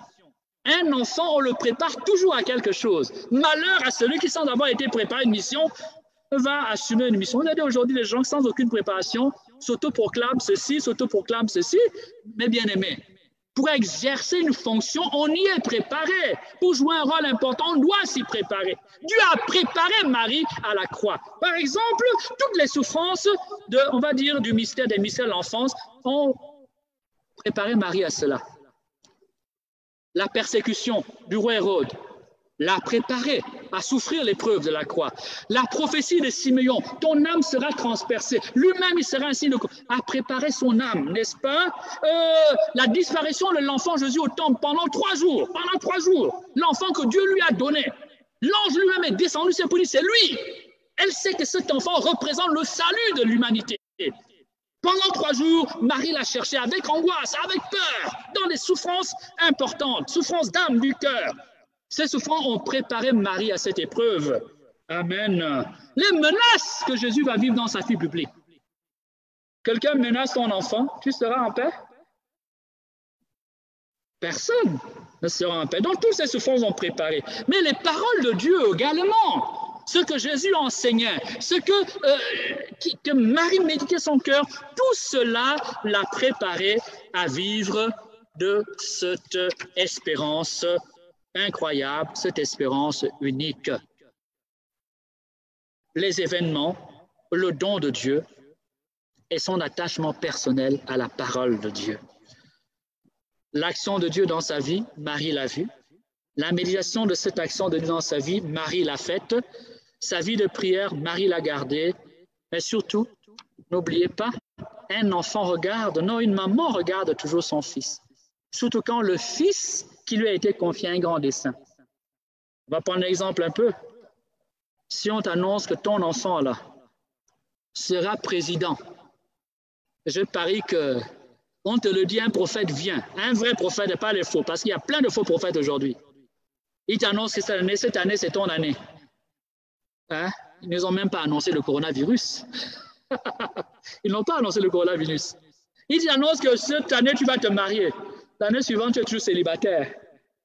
Et entre passage, quelqu'un est venu embrouiller ta vie. Hein? Il t'annonce que maintenant, tu vas trouver un grand travail. 2 ans plus tard, c'est toujours pas réalisé. Bon, tu as peut-être l'espérance, bon, c'est très bien. Mais je constate que tu es en train de vieillir sans que ces nombreuses prophéties se réalisent. Oh, 2 choses, soit le prophète était faux, c'est toi, soit toi qui es faux, qui ne vis pas ta foi. Bon, à toi de trouver l'erreur. Amen. Marie a toujours regardé son fils, l'ange, dont le représentant de Dieu lui-même, pas un homme, est descendu pour lui dire c'est lui. Donc ne pensez pas que Marie, même quand elle était à la maison et que Jésus était dans une ville, que Marie ne suivait pas les choses. Elle se renseignait, elle écoutait. Amen. Le regard que Marie posait sur Jésus l'a également préparé à cette mission. Tout est possible à Dieu. Tout est possible à celui qui croit. Marie, dans le mystère de la passion, lorsque Jésus est mis en croix, si vous m'avez un peu compris, non, je vais dire les choses autrement. Si j'ai été un peu clair, j'espère que vous avez entrevu qu'au pied de la croix, il y a beaucoup de qualités mariales qui sont dévoilées pour celui qui ne lit pas l'Écriture comme ça, pour celui qui ne lit pas en passant. Voilà pourquoi on peut dire que Marie, au pied de la croix, est notre modèle dans l'espérance. Elle est modèle dans l'espérance. Modèle dans l'espérance. C'est l'enseignement de l'Église. Par exemple, dans les textes des plus costauds, des plus forts, où l'Église réfléchit sur son propre mystère, elle réfléchit le mystère marial, en Lumen Gentium, le numéro 53 et le numéro 63. Pardonnez-moi de citer ces grands textes-là. Bon, c'est pas pour faire semblant savant, c'est juste pour qu'au moins vous ayez entendu parler. Marie est présentée comme le modèle des croyants. Modèle. Est-ce excessif de le dire? Si vraiment on médite les évangiles, la vie de Marie, est-ce que ce n'est pas normal d'affirmer cela? De quoi a-t-on peur? Pourquoi aurait-on peur de le dire? Est-ce que cela n'est pas logique? Est-ce que cela n'apparaît pas quand on médite la parole de Dieu? Marie est un modèle. Un modèle, c'est, on dit de quelqu'un qu'il est un modèle quand il possède des qualités idéales, des qualités qui peuvent servir de point de repère, des qualités qui peuvent inspirer les autres, des qualités qui peuvent donner envie aux autres, des qualités qui peuvent attirer les autres, des qualités que l'on peut imiter. Est-ce qu'au pied de la croix, Marie n'est pas imitable? Est-ce que l'attitude de Marie, la force de Marie, le courage de Marie, l'offrande de Marie, la foi de Marie, le silence de Marie, sa force, sa capacité à rester debout alors que tout s'écroule, est-ce que tout cela n'est pas digne de notre imitation? La question t'est posée. Je t'invite à la poser à ton prochain, à ton semblable, à ton voisin, ou alors je t'invite à te la poser toi-même. Oui, nous ne nous trompons pas lorsque nous affirmons que Marie est modèle d'espérance. Elle est modèle d'espérance au pied de la croix. Modèle, c'est-à-dire que nous pouvons l'imiter. Elle peut nous inspirer. Elle peut servir de référence dans nos souffrances. Elle peut servir d'exemplaire dans nos souffrances. Mais on dirait maintenant, il y a Jésus, il faut imiter Jésus. Je vous dirais alors, pourquoi vous imitez Saint Paul? Pourquoi vous imitez Abraham? Pourquoi certains jouent à Élie? Pourquoi certains s'amusent à être Ézéchiel? Pourquoi Marie serait privée de cette imitation? Mais de toute façon, 1 Corinthiens, le chapitre 11, le verset 1, l'apôtre Paul dit: soyez, je vous en prie, soyez mes imitateurs, comme je le suis moi-même de Jésus-Christ. Si l'apôtre Paul demande qu'on l'imite, ce n'est pas Marie qui ne peut pas dire ça. Bon, je vais ouvrir une petite parenthèse. Un enfant imite toujours ses parents. Est-ce que vous pensez que quand l'enfant Jésus grandissait, il n'a pas imité un peu sa maman? Qui sommes-nous pour avoir peur d'imiter celle que Dieu s'est donnée comme mère? Alors vous croyez que Jésus n'est pas correct? Il y a quelque chose qui ne tourne pas rond dans son esprit et que nous devons réécrire l'Écriture. Tous les actes divins sont riches d'enseignement. Tout ce que Dieu dit et fait est un enseignement pour nous pour nos enfants, pour les générations et pour les siècles jusqu'à ce que le royaume soit accompli. Marie, nous pouvons l'imiter. Alors, je vais tenter de clarifier et on va avancer encore un peu. L'attitude de Marie, si nous voulons imiter Marie, si nous voulons la prendre comme point de référence, modèle d'espérance dans nos souffrances, dans nos épreuves, lorsque tout va mal, lorsque nous doutons de nous-mêmes, l'on doute de nous, lorsque tout est chamboulé, eh bien, on peut imiter Marie d'abord dans deux éléments que j'aimerais vous signaler. Et le premier élément, c'est la consécration de Jésus à la personne, non, la consécration de Marie à la personne de Jésus. Tu veux imiter Marie? Première chose que je te demande de faire, c'est consacre-toi à Jésus. Ça veut dire quoi? Ça veut dire qu'accepte de couper. Accepte de mettre ta vie à part pour qu'elle appartienne à Dieu, qu'elle soit pour le Christ. Accepte de te donner corps et cœur à Jésus-Christ. Accepte de vivre pour Jésus. Pas de temps en temps. Pas quelque temps. Pas le temps d'une adoration. Pas le temps d'une grande convention. Pas le temps d'une messe. Pas le temps d'une évangélisation. Pas le temps du passage d'un prophète. Accepte de te consacrer à Jésus de jour comme de nuit, chez toi comme dans la rue, partout où tu es, et vis comme quelqu'un qui a voué son être, corps et cœur, âme, esprit et corps, pensée, sentiment, parole et acte, et même en argent au passage, car il est écrit que tu aimeras le Seigneur ton Dieu, ton cœur, ton âme, de tout ton cœur, de toute ton âme, de ton esprit, de tous tes moyens. Commence par là, parce que c'est cela que Marie a vécu. Elle s'est consacrée à son Fils, sa vie appartient au Christ, elle est venue en ce monde pour cela, c'est la mission que Dieu lui a confiée, c'est la mission que Dieu lui a donnée en ce monde. C'était ça son destin, c'était cela sa destinée sur la terre. Amen. Deuxième chose, consacre-toi à la mission du Christ. Mais en principe, si tu es vraiment consacré au Christ, si tu as accepté de ne pas vivre selon l'esprit du monde, la mentalité du monde, et que tu vis pour le Christ, eh bien, même sans parler du Christ, sans travailler à évangéliser, tu es déjà un évangélisateur. Et quand tu parleras du Christ, quand tu donneras de ton temps ou de ton argent pour parler de Jésus, eh bien, ta parole sera crédible. Autrement, tu vas dire « aimer Jésus » et les gens vont dire « mais un tel dit d'aimer Jésus, lui-même n'aime pas Jésus ». Tu seras donc en contradiction avec toi-même et tu vas toi-même décrédibiliser la parole du Christ et donc tu vas jeter le discrédit sur le mystère de Jésus-Christ. Amen. En disant cela, nous allons avancer. Voilà donc deux attitudes de fond, que j'aimerais te tracer, te proposer. C'est consacre-toi à la personne de Jésus et donne le meilleur de toi-même pour que la mission de Jésus évolue en ce monde. Notre monde a besoin de connaître le Christ. Regardez comment tout s'écroule autour de nous. Regardez, tout le monde vit dans la peur. Regardez, on ne sait pas de quoi sera fait le lendemain. Personne ne peut nous dire ce qu'il adviendra dans quelques mois. Personne. On ne sait pas. Y aura-t-il une grande crise économique? Il faut s'y attendre. Y aura-t-il, des guerres en vue? Il faut s'y attendre aussi. Dès qu'il y a une crise économique, les gens vont se disputer le peu qu'il y a. Nous ne savons pas de quoi sera fait demain, mes bien-aimés. Je peux être alarmiste, mais nous devons être réalistes. Tout ce qui se passe là bouscule totalement le monde. Il y aura un après-Covid, que nous le voulions ou pas. Nous devons donc nous y préparer en homme de foi. Nous devons donc tenir debout. Et ici, Marie doit être notre modèle. Marie nous apprend que quand tout va mal, et que quand bien même il nous semble que le Messie est mort, même dans le tombeau, il reste le maître. Les églises ont été fermées partout dans le monde. Ce qu'aucun dictateur n'a réussi à faire, le Covid l'a fait.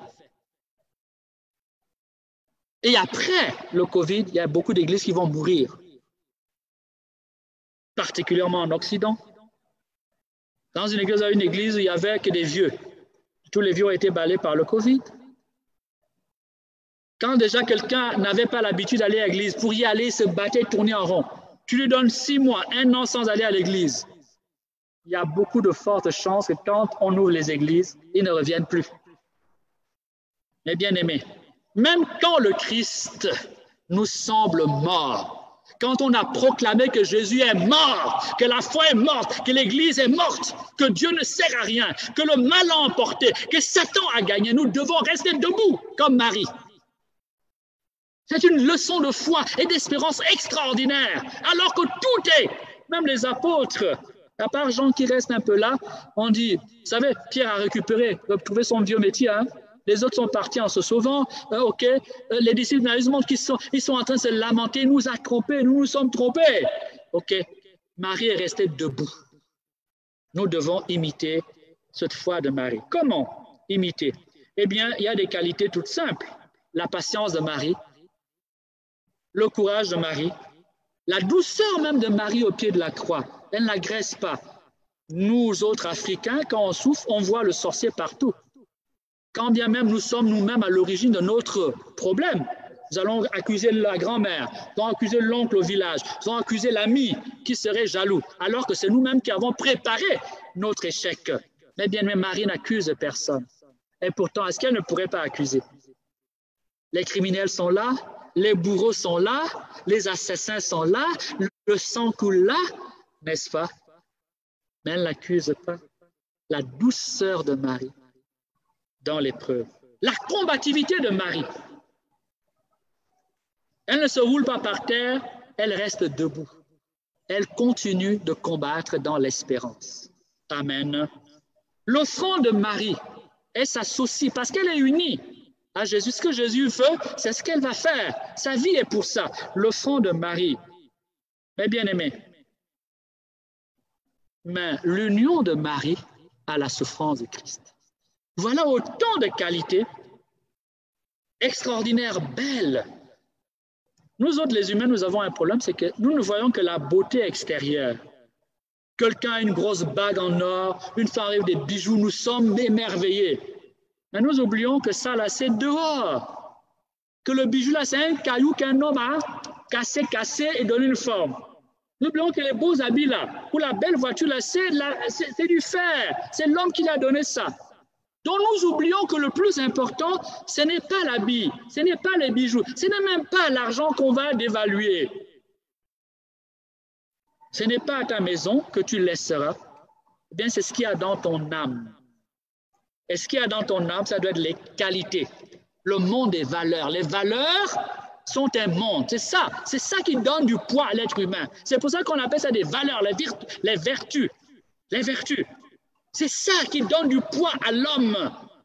Regardez, qui vraiment va aimer un homme?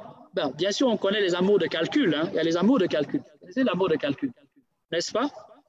Les amours de calcul, ce sont ces amours où une femme va épouser un homme, une pas parce qu'elle veut son argent, alors qu'en réalité, il n'y a rien, elle ne l'aime pas. Ok? Ça existe. Mais mes bien-aimés, nous savons que c'est de la fausseté, nous savons que c'est du mensonge, que ce n'est pas du vrai, c'est du toc. Tu peux rencontrer, toi jeune fille qui veut te marier, un homme beau, comme pourrait l'être un ange. Mais à peine l'as-tu commencé à fréquenter, tu vas te rendre compte que ce monsieur-là, beau être beau comme un ange, dans son comportement, il agit comme un animal. Incapable de respect. Incapable de maîtrise de lui-même. Il boit comme un trou. Il est infidèle. Est-ce que vraiment, même s'il a plein d'argent, est-ce que cet homme vraiment, tu vas l'apprécier? Quelle valeur vas-tu lui donner? C'est sûr si tu le mesures à son argent. Tu as dit qu'il est quelque chose, mais l'homme ne mesure pas l'homme d'abord sur la base de l'argent. On mesure l'homme sur la base de ses valeurs. Ce sont les valeurs qui sont les choses les plus importantes. Et notre monde est un monde sans valeur, qui a donc besoin que nous sémions l'espérance dans notre monde, que nous donnions l'espérance à notre société. Nous sommes le sel de la terre, nous sommes la lumière du monde, au pied de la croix, alors que les apôtres sont partis désespérés, alors que le peuple est désabusé, Les chefs des prêtres se réjouissent et sont contents, ils ont réussi leur coup.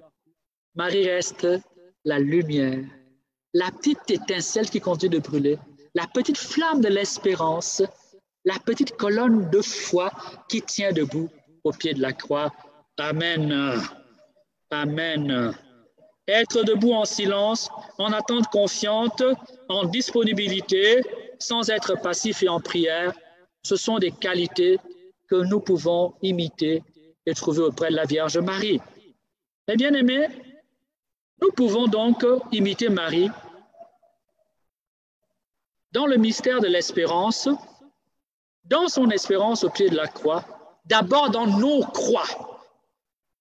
Nous allons appeler croix ici nos épreuves, nos souffrances, nos problèmes, nos échecs, là où nous savons que Dieu seul peut intervenir, là où nous savons qu'il n'y a que Dieu seul qui peut faire quelque chose. Nous devons personnellement imiter Dieu, non, imiter Marie au pied de la croix dans ces moments-là.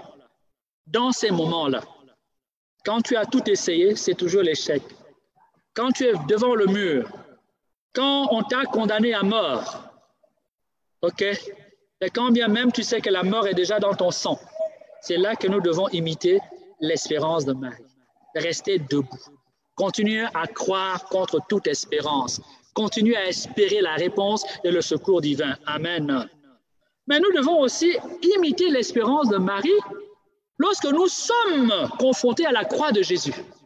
Ici, la croix de Jésus, c'est lorsque nous sommes persécutés pour l'Évangile. Nous voulons aimer Dieu, tout le monde s'en prend en nous. Nous choisissons de marcher selon l'Évangile et les gens nous attaquent, nous agressent. Nous servons la parole de Dieu et soudain, nous nous rendons compte que nos amis ne sont plus nos amis. Dans ces moments-là, nous devons garder l'espérance et tenir debout comme la Vierge Marie. Amen. Voilà le premier grand lieu où nous devons imiter l'espérance de Marie. Deuxième lieu où nous allons imiter cette espérance de Marie, c'est à l'heure de l'épreuve de nos proches. L'épreuve de nos proches.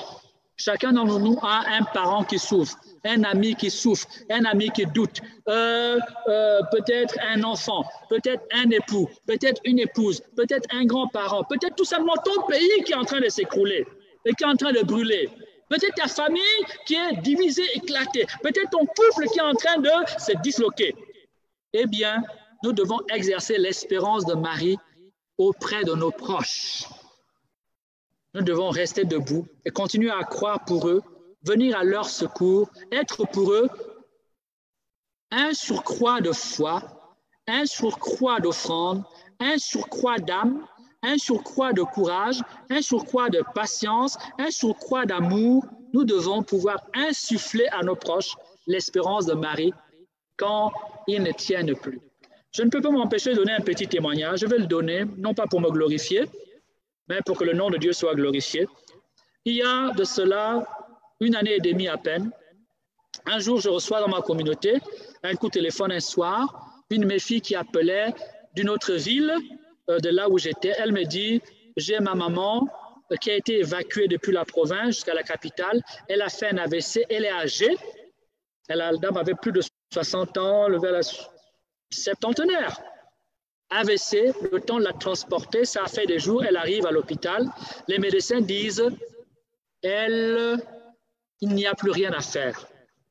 Madame, on va la garder à l'hôpital ici, mais aucun traitement, rien du tout. C'est juste une question de temps. Elle peut partir dans quelques minutes, elle peut partir dans quelques heures, mais ce qui est sûr, c'est que elle est déjà morte. Même demain, elle ne vivra pas.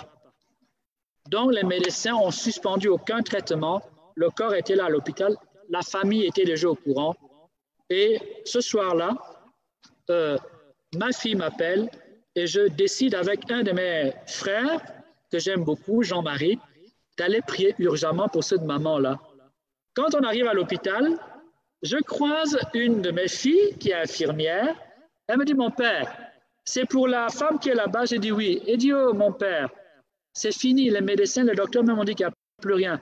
On attend juste qu'elle meure pour libérer, l'envoyer à la maison.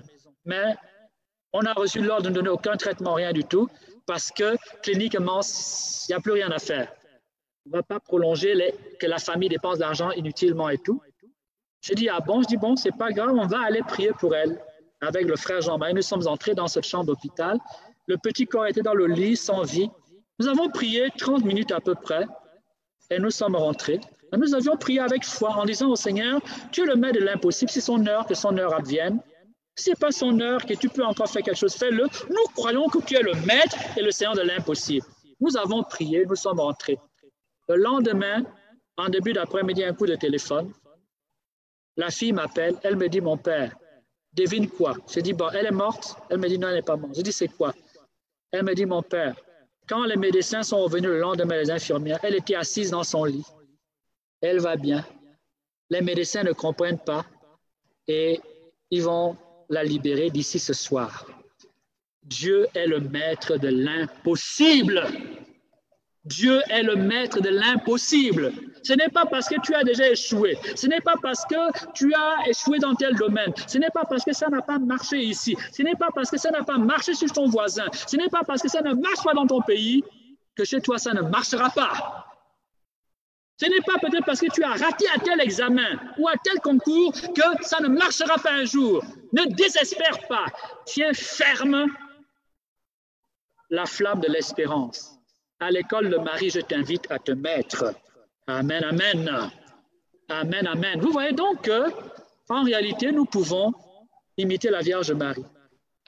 Quelle que soit notre confession religieuse, si on est honnête, si on est loyal, si on regarde l'Évangile tel qu'il est, sans a priori négatif, nous pouvons honorer Marie. Oui, nous pouvons l'honorer. Nous pouvons la respecter, nous pouvons lui accorder de la crédibilité, de la considération. Elle doit occuper une place dans notre vie. On ne peut pas parler de la vie de Jésus parce que la vie de Jésus est enracinée dans la vie de Marie. Il est lié à elle. Elle est liée à lui. On ne peut pas les séparer, on ne peut plus les séparer. Alors, comment honorer le nom de Marie? Eh bien, déjà en imitant, et c'est la plus belle chose qu'on puisse faire, c'est d'imiter les vertus de Marie. Les disciples de Saint Paul, et nous imitons Saint Paul, pourquoi nous n'allons pas nous imiter la Vierge Marie? C'est une manière de l'honorer. Nous pouvons honorer Marie, eh bien, en la respectant. Il est bon ton que sur certains réseaux sociaux, des grands prédicateurs, de soi-disant grands prophètes, se mettent à parler de manière injurieuse de Marie. Et mon Dieu, comme disait un prédicateur, ta femme, on l'appelle maman prophète, maman pasteur, on la respecte. Et la maman de Jésus, tu craches dessus, tu la mets à l'écart. Ne sais-tu pas qu'il n'y a pas pire manière d'humilier un homme que d'insulter sa mère? Quand j'étais enfant, nous avions un drôle de jeu dans les cours de récréation.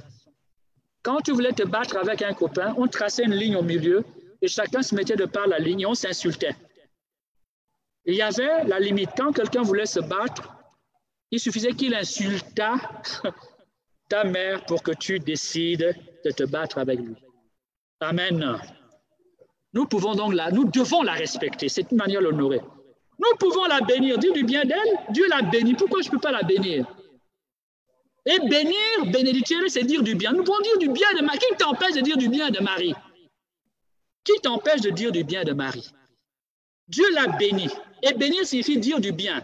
L'Écriture montre ses qualités. Au nom de quoi tu vas la mettre en sourdine? Au nom de quoi tu vas la suspecter? Au nom de quoi tu t'interdiras de la contempler et de l'imiter? Je vais même aller plus loin. On peut la représenter. On peut la représenter. On fait des statues de Martin Luther King. On fait des statues de... Pourquoi? Parce que c'est des grands hommes qui ont apporté beaucoup à l'humanité. Qui t'interdit de faire une statue de Marie? Qui? Pourquoi? Alors, parce qu'on a fait la statue de Martin Luther King quelque part, ou d'un Gandhi, c'est l'idolâtrie nécessairement. Vous voyez? La statuaire mariale, l'imagerie mariale a ici sa place. A ici sa place. Nous pouvons parler de Marie. La Bible parle d'elle. Pourquoi quand tu vas arriver là où on parle d'elle, tu triches? Tu tournes la page. La Bible parle de Marie, en long et en large. C'est même la femme dont on parle le plus dans le Nouveau Testament. Et toi, quand tu parles, tu arrives là, tu triches, tu sautes la page, tu ne veux pas, tu refuses. Tu sélectionnes les pages qui t'arrangent. Tu sélectionnes les pages qui t'arrangent. Tu te refuses à méditer. Tu peux parler de Marie. Tu dois parler de Marie. Si Jésus est vraiment ton frère, c'est que sa mère est ta mère. Un enfant qui ne parle pas de sa maman, est-il vraiment un enfant normal? C'est un enfant qui a des problèmes avec sa mère? Non, c'est même un enfant qui a des problèmes avec son frère. Parce que si mon frère a des problèmes avec maman, je ne peux pas être heureux. Je voudrais réconcilier mon frère avec maman. Mais maintenant, si mon frère se met à insulter ma mère, moi qui suis le frère, petit frère ou grand frère, ben, j'aurai des problèmes. Je ne pourrai jamais être content de mon frère parce qu'il a des problèmes avec maman. Tu peux parler de Marie. En Luc 1, le verset 48, prophétiquement, poussé par l'Esprit Saint, Marie va dire « Toutes les générations me diront bienheureuse. Toutes les générations me diront bienheureuse. » Et allez lire les textes, vous verrez qu'elle agit dans l'Esprit Saint. Je n'ai pas le temps de développer. L'hymne est inspiré directement par l'Esprit, l'hymne que nous appelons, nous autres catholiques, le Magnificat. C'est une parole prophétique. Tu crois à la prophétie, mais celle-là ne t'intéresse pas.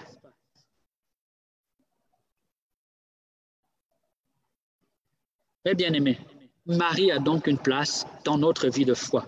En Galates 4, le verset 4 à 7, il est né d'une femme, le Verbe de Dieu, l'unique médiateur, le seul sauveur, le seul nom qui sauve, il est né d'une femme pour nous conférer l'adoption filiale. Jésus est venu pour que nous soyons ses frères. Mais dire cela, c'est dire que Jésus est venu aussi pour que Marie soit notre mère. Elle est notre mère, non pas selon la chair, selon le sang, mais selon la grâce, selon l'esprit. Amen. Alors, puisque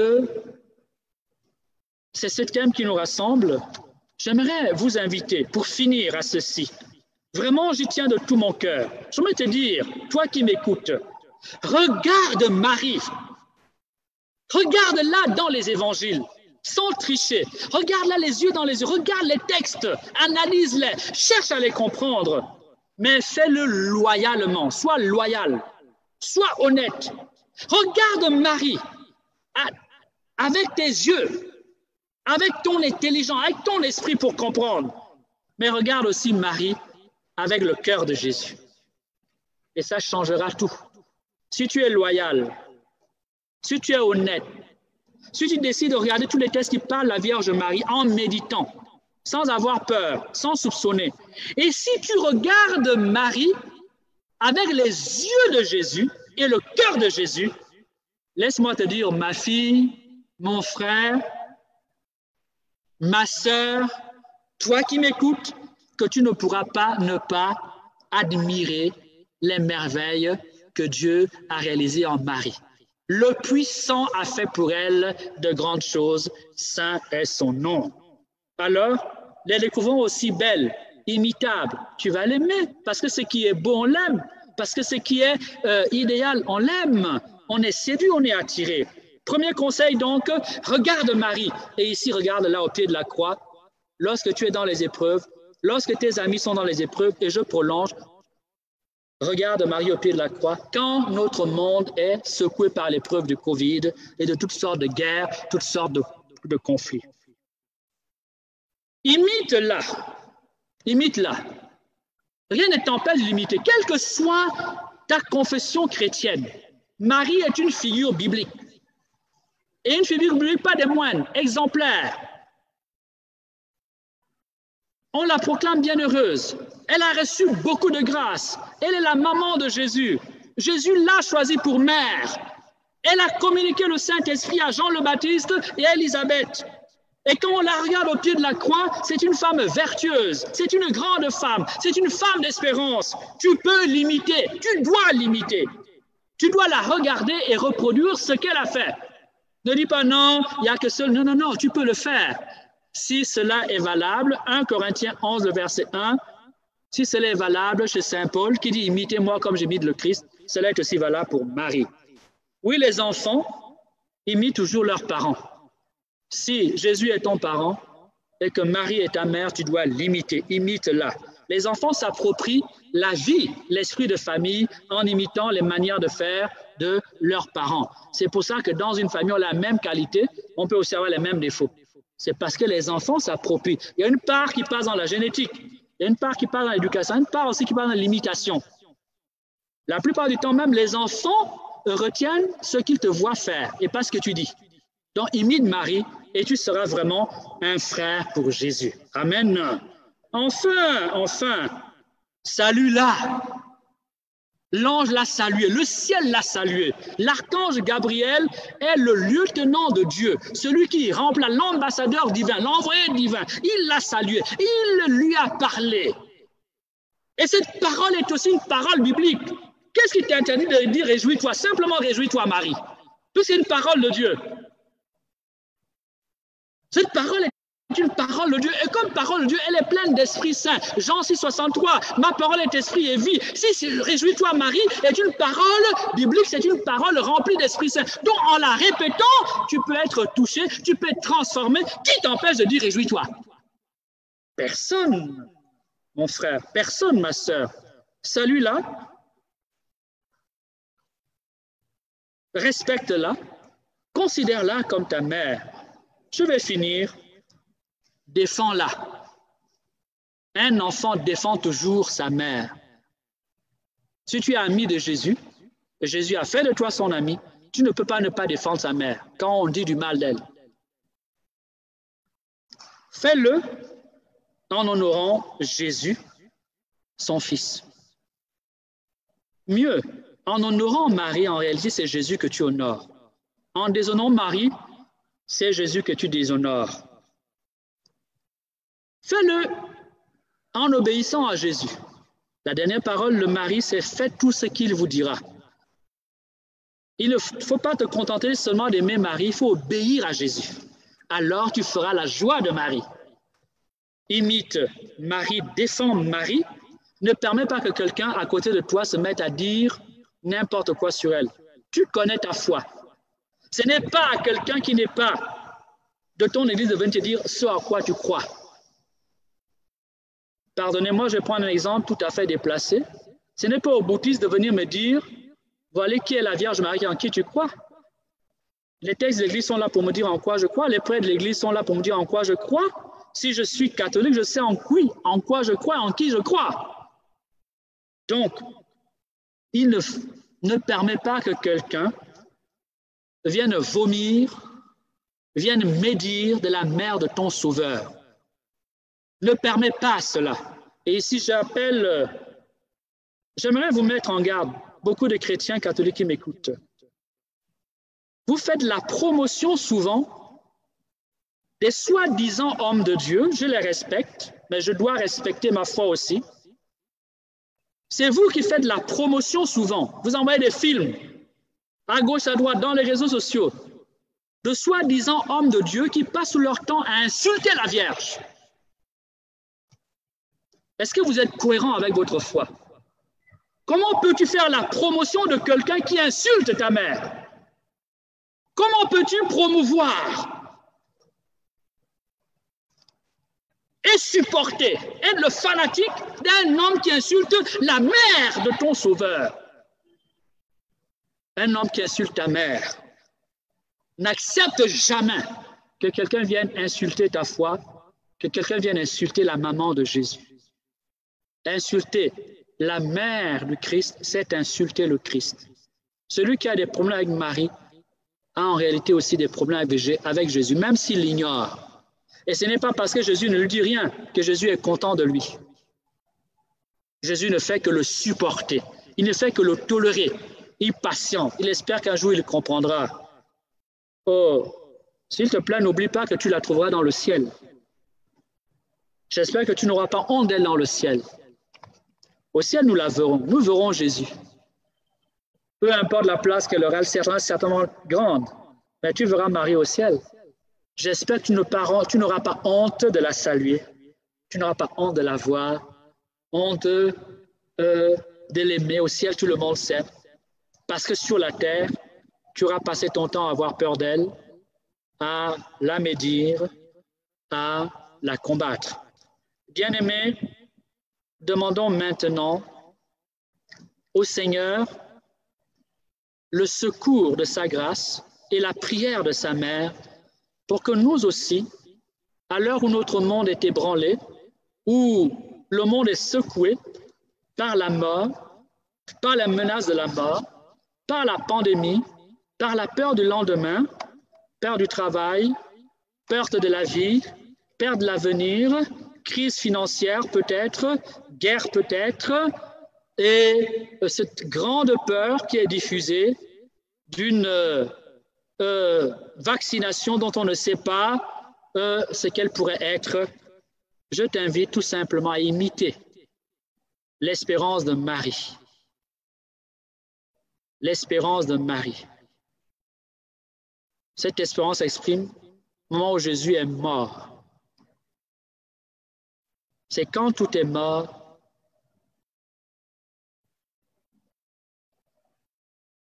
que doit se manifester avec force la vertu de l'espérance. Même si tout semble mourir autour de nous, ne perdons pas l'espérance. Seigneur notre Père et notre Dieu, merci pour ta bénédiction, merci pour ta grandeur, merci pour ta fidélité, merci pour tout ce que tu nous as donné, merci pour tout ce que tu nous as dit, merci pour la présence de Marie, merci pour la tendresse de Marie, merci pour l'amour de Marie. Nous voulons apprendre à aimer Marie comme tu l'as aimée. Nous voulons regarder Marie comme tu la regardes. Seigneur Jésus, donne-nous ton cœur. Donne-nous les sentiments de ton cœur, afin que par les sentiments de ton cœur, nous puissions regarder Marie. Donne-nous tes yeux, pour que nous puissions regarder Marie comme tu la regardes. Donne-nous ta tendresse pour Marie, toi son digne fils. Donne-nous, nous t'en supplions, ô Jésus, Roi des rois, Seigneur des seigneurs, seul sauveur, seul médiateur. Donne-nous, nous t'en supplions, de ne pas avoir peur de recevoir Marie dans notre vie, de ne pas avoir peur de recevoir Marie dans notre cœur, de ne pas avoir peur d'imiter Marie, car ses qualités sont belles, ses qualités nous ramènent à toi, ces qualités élèvent notre cœur, ces qualités nous permettent de contempler ce que tu as fait dans son âme, ce que tu as fait par elle, ce que tu opères dans sa vie. Ô Seigneur, nous te le demandons, par le nom vivant de Jésus, ô Esprit Saint, nous appelons ta présence sur tout ce qui nous regarde, sur tout ce qui nous écoute. Par le nom vivant de Jésus, Esprit Saint, viens les toucher. Au nom de Jésus, Amen. Esprit Saint, viens les visiter. Au nom de Jésus, Amen. Esprit Saint, viens les toucher. Au nom de Jésus, Amen. Esprit Saint, viens les consoler. Au nom de Jésus, Amen. Esprit Saint, viens les transformer. Au nom de Jésus, Amen. Nous prions maintenant pour tous ceux qui sont désespérés à cause de situations difficiles, impossibles, tenaces, perte d'un être cher, perte d'un emploi, sécheresse financière, rejet familial, échec amoureux sentimental, divorce, perte d'un ami, ceux qui sont, Seigneur, affligés par toutes sortes de maux. Nous te demandons par le nom de Jésus au Saint-Esprit de les visiter. Saint-Esprit, visite-les puissamment par le nom de Jésus. Touche leur cœur au nom de Jésus. Amen. Console leur âme au nom de Jésus. Amen. Ô Vierge Marie, associe-toi à notre prière.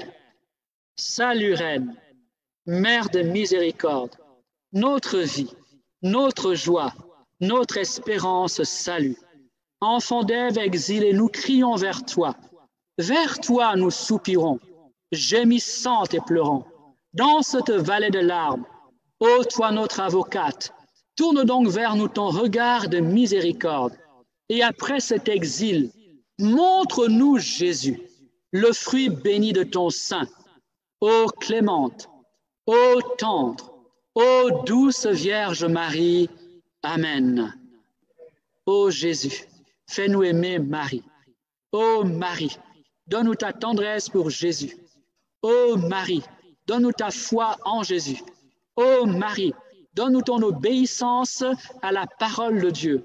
Ô Marie, Donne-nous de regarder Jésus comme tu le regardes. Apprends-nous à l'approcher, apprends-nous à lui parler, apprends-nous à le prier, apprends-nous à l'adorer, apprends-nous à le servir, toi, la servante du Seigneur. Amen. Bien-aimés qui me suivez, je vous donne la bénédiction. Le Seigneur soit avec vous. Que Dieu Tout-Puissant vous bénisse, où que vous soyez, au nom du Père et du Fils et du Saint-Esprit. Amen. Demeurez dans la paix et la joie du Seigneur, particulièrement en ces moments de trouble, en ces moments de pandémie. Que l'espérance reste vivante, que jamais ne s'éteigne en vous la flamme de l'espérance. Amen. Soyez bénis.